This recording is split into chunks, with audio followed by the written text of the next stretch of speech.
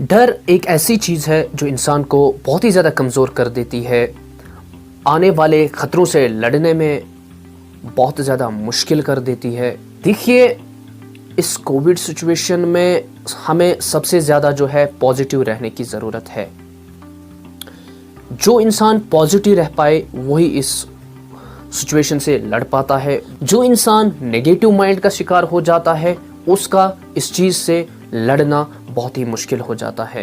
Hello, अस्सलाम वालेकुम, welcome back to the channel. Hope you all are doing absolutely fine. उम्मीद है आप सब खुद का, अपनों का और अपने आस पड़ोस वालों का बहुत ही ज़्यादा ध्यान रख रहे हैं, सारे प्रिकॉशंस ले रहे हैं, सारे SOPs को फॉलो कर रहे हैं, अपने घरों में सेफ हैं, सुरक्षित हैं। सो अब बात ये आती है कि मैं इस बारे में बात क्यों कर रहा हूँ। देखिए, आप सबको भी पता है कुछ टाइम से, कुछ दिनों से कुछ केसेस नज़र आ रहे हैं ब्लैक फंगस के। बहुत केसेस मिले हैं कि कोविड पेशेंट्स को जो है फंगस अपने लपेट में ले रहा है, उन पर इफेक्ट कर रहा है। इस चीज़ ने जो है लोगों के अंदर जो है बहुत ज़्यादा डर फैला दिया है। यही ब्लैक फंगस जो अभी सुनने में आ रहा है ज़्यादा, इसी बारे में मैं बात करूँगा। So let's get start with this topic, with this information, with this awareness. Video शुरू करने से पहले आप सबसे गुजारिश है कि चैनल को सब्सक्राइब ज़रूर करेंगे। बहुत ज़्यादा सपोर्ट की ज़रूरत रहती है। देखिए, जितना सपोर्ट रहता है उतना एक इंसान जो है आगे बढ़ता है, उसको जो है हौसला मिल जाता है आगे बढ़ने का। सपोर्ट जो है एक इंसान को एनकरेज करता है और ज़्यादा आगे जाने के लिए। इसलिए सबसे गुजारिश है, सपोर्ट करें, चैनल सब्सक्राइब करें, वीडियो शेयर ज़्यादा से ज़्यादा करें। और ये एक इन्फॉर्मेटिव वीडियो है, इसको शेयर लाजमी करें। Let's start this informational video.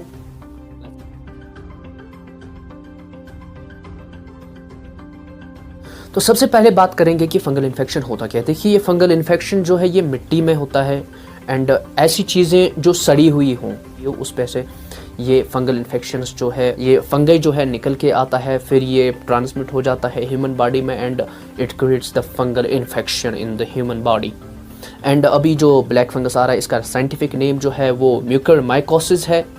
क्यों होता है और कैसे होता है ये? देखिए, ये जो फंगल इन्फेक्शंस हैं ये अभी की बात नहीं है, ये कोई नई चीज़ नहीं आई है। कुछ लोग इसको प्रिटेंड कर रहे हैं as a corona third wave. ये कोई कोरोना की थर्ड वेव नहीं है, ये बहुत पहले से चला आ रहा है। ये फंगल इन्फेक्शंस होते आ रहे हैं लोगों में, ये कोई नई बात नहीं है। इंडिया में सबसे ज़्यादा जो है ये ब्लैक फंगस के केसेस पाए गए हैं। 2010 के सर्विलेंस के हिसाब से हर 1 लाख लोगों में से 14 केसेस पाए जाते थे ब्लैक फंगस के। और 2010 की सर्विलेंस के हिसाब से हर साल 1.6 मिलियन लोगों की जो है डेथ हुई है इस ब्लैक फंगस की वजह से। 1.6 मिलियन यानी कि 16 लाख लोगों की पूरी दुनिया में हर साल मौत होती आई है। अभी बात उठती है कि इसका जो है कोरोना के साथ में क्या लेना देना है, कोरोना पेशेंट्स में ये क्यों डेवलप हो रहा है, क्यों इफेक्ट कर रहा है कोरोना पेशेंट्स को ज़्यादा। सो इस बात को जानने के लिए सबसे पहले हमें जो है ये फंगस किस कारण होता है ये जानने की ज़रूरत है। क्या काज है फंगल इन्फेक्शन होने की, ये सबसे पहले हमें जानने की ज़रूरत है। तब हमें समझ आएगा कि कोरोना पेशेंट्स के साथ में इस ब्लैक फंगस का क्या लेना देना है। वो पेशेंट्स जिनको ट्रीट किया जाता है एंटीबायोटिक्स से, वो लोग जिनका इम्यून सिस्टम वीक है। इम्यून सिस्टम आसान शब्दों में बोले तो ऐसा सिस्टम है जो बाहर से आने वाले किसी भी foreign body, virus, infection, germ से लड़ता है, वो है इम्यून सिस्टम। जिस भी व्यक्ति का, जिस भी इंसान का ये जो इम्यून सिस्टम है वीक होगा, कमज़ोर होगा, HIV या एड्स वाले पेशेंट, वो इंसान जो कीमोथेरेपीज़ पे हैं, जिसको कीमोथेरेपीज़ दी जा रही हैं, कीमोथेरेपीज़ जो है कैंसर पेशेंट्स को जनरली दी जाती हैं, उस इंसान को ये फंगल इन्फेक्शन लगने के चांसेस ज़्यादा हैं। सबसे इम्पॉर्टेंट, सबसे ज़रूरी अभी के वक्त में जो आप सबको जानने की ज़रूरत है, वो इंसान जिसको स्टेरॉयड ट्रीटमेंट दी जाती है वो इसके ज़्यादा ख़तरे में आता है, उस पर इसका रिस्क जो है ज़्यादा रहता है इस फंगल इन्फेक्शन का। And the second most important thing अभी के वक्त में कि डायबिटिक पेशेंट्स जो है, डायबिटिक पेशेंट्स को ये ज़्यादा इफ़ेक्ट करता है। डायबिटीज़ आसान शब्दों में बोले तो हाई ब्लड शुगर कहते हैं, आम लोग हाई ब्लड शुगर के नाम से जानते हैं। डायबिटीज़ बहुत ज़्यादा कम लोगों को पता होता है। हाई ब्लड शुगर जिस भी इंसान में हो उसको इस चीज़ का ख़तरा ज़्यादा रहता है। ये जो फंगल इन्फेक्शंस है ये एक आम सी बात रही है पहले भी। 2010 के सर्विलेंस के हिसाब से चौथे नंबर पे ये एक आम बीमारी पाई जाती थी, आम इन्फेक्शन पाया जाता था चौथे नंबर पे। अब जो है सबसे मोस्ट इम्पॉर्टेंट बात, सबसे ज़रूरी बात, कोविड पेशेंट्स जो भी कोविड से प्रभावित हुए हैं, ठीक भी हुए हैं एंड अभी इन्फेक्टेड भी हैं, उनको इसने लपेट में लिया है। किस वजह से लिया है, क्या कारण है इस चीज़ का? सबसे पहले ज़रूरी बात जो है इसमें वो ये है कि diabetic patients, high blood sugar जिनको है, और ओबीज यानी कि जिनका वेट बहुत ज़्यादा रहता है, बहुत ज़्यादा उनका एक्स्ट्रा वेट रहता है, चर्बी ज़्यादा हुई होती है, उन पे इसका ख़तरा ज़्यादा मंडराता है। क्योंकि जब उनको कोविड हो जाता है तो कोविड इन्फेक्शंस जो है उनमें ज़्यादा डेवलप होते हैं। कोविड के जो भी सिम्टम्स हैं, जो भी इन्फेक्शंस हैं, वो उनमें ज़्यादा डेवलप होते हैं।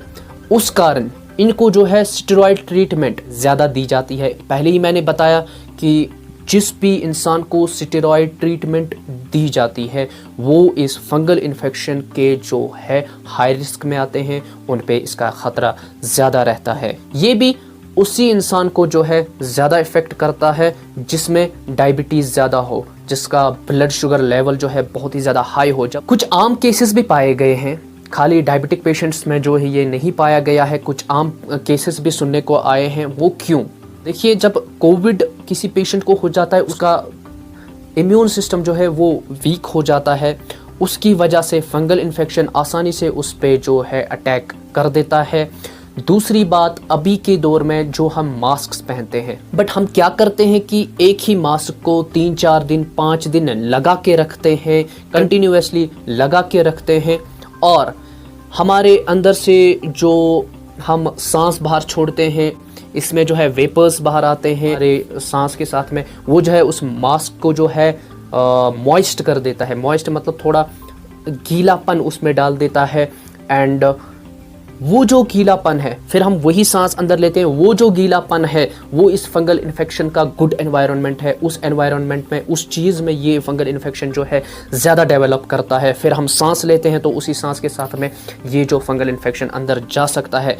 जो हम मास्क पहन रहे हैं, चाहे वो कपड़े का हो, वो डिस्पोजेबल टाइप्स के आते हैं, वो पहन रहे हैं हम कंटिन्यू। अब क्या करेंगे कि मास्क पहने, दिन को पहने, शाम को आएँ, उसको वॉश करें, धूप में डालें, सुखाएं या उस पर आयरन करें, तो उसको ड्राई करके वापस लगाएं। उस इंसान पे भी इसका ज़्यादा ख़तरा रहता है जिसके जिस्म पे कोई भी चोट लगी हो। चोट जब लगती है तो उसका स्किन जो है वो खुल जाता है, वहाँ पे एक ओपनिंग बन जाती है, वो जो है इस फंगल इन्फेक्शन के अंदर जाने का एक रास्ता बन जाता है। तो उसको हाइजीनिक रखने की बहुत ज़्यादा ज़रूरत है।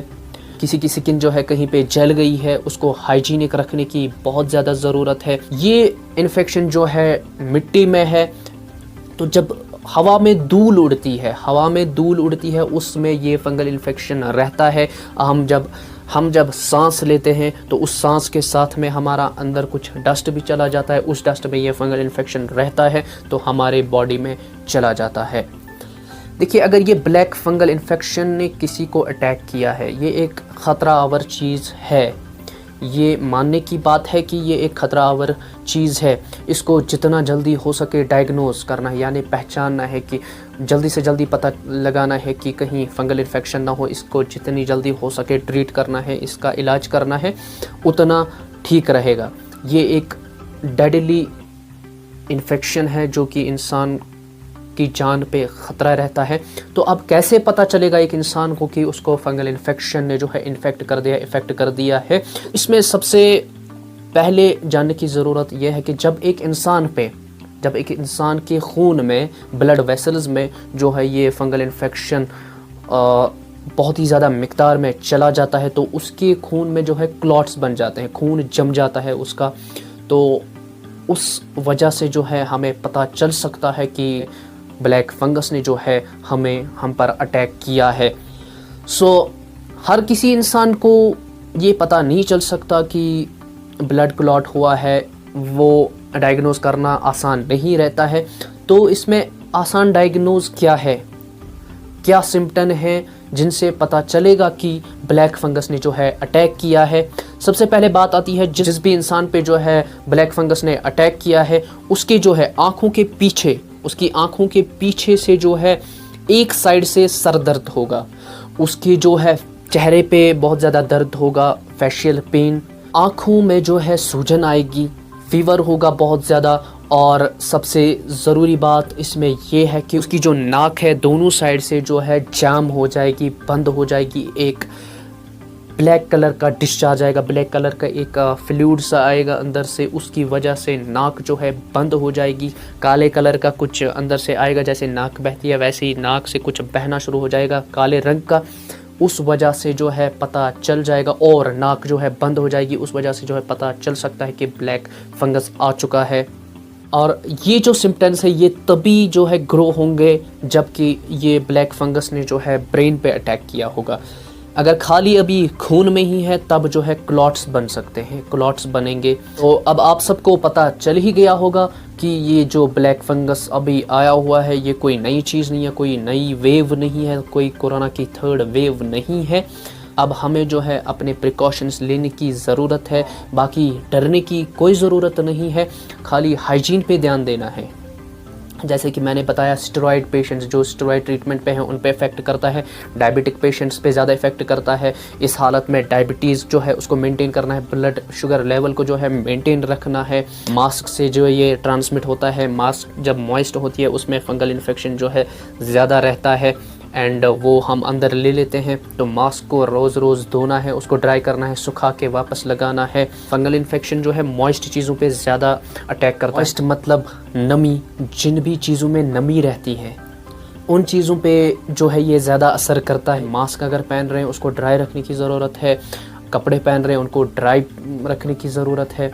ज़्यादातर स्पोर्ट्स पर्सन जो भी स्पोर्ट्स पर्सन है वो जब अपना स्पोर्ट्स करके आते हैं उनके जो कपड़े लगाए होते हैं, यूनिफॉर्म कोई भी स्पोर्ट्स क्लोथिंग जो है पहनी हुई होती है, वो आके जो है इसको चेंज नहीं करते हैं, दोबारा पहन लेते हैं वैसे ही। तो उनको भी जो है वो आके वॉश करके ड्राई करके लगानी चाहिए, क्योंकि जब हम स्पोर्ट्स में होते हैं, खेलते हैं, हम कोई भी गेम प्ले करते हैं उसमें जो है हमारा जो है फिज़िकल एक्टिविटी ज़्यादा रहता है, उसकी वजह से जो है स्वेट आता है, वो स्वेट जो है उसमें कपड़ों में चला जाता है और उसकी वजह से जो है मॉइस्चर आ जाता है। उस मॉइस्चर के हालत में जो है फंगस जो है ज़्यादा डेवलप होता है, वो उसका एक गुड एनवायरनमेंट है। स्टेरॉइड्स अगर हो सके तो अवॉइड करने होंगे, उसके लिए हमें जो है कोविड से बचना पड़ेगा, अपने घरों में सुरक्षित रहना है। जो कोविड पेशेंट्स हैं उनको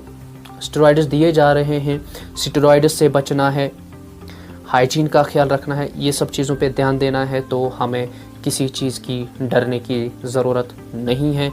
अब मेरी रिक्वेस्ट उन सोशल मीडिया यूज़र से जो कि इन चीज़ों को, इन पोस्ट्स को कहीं से भी कोई पिक्चर मिल जाए तो उसको रिपोस्ट करते हैं, शेयर करते हैं, कैप्शन दे देते हैं कुछ भी, तो उसकी वजह से जो है लोगों के अंदर डर का माहौल जो है फैल जाता है।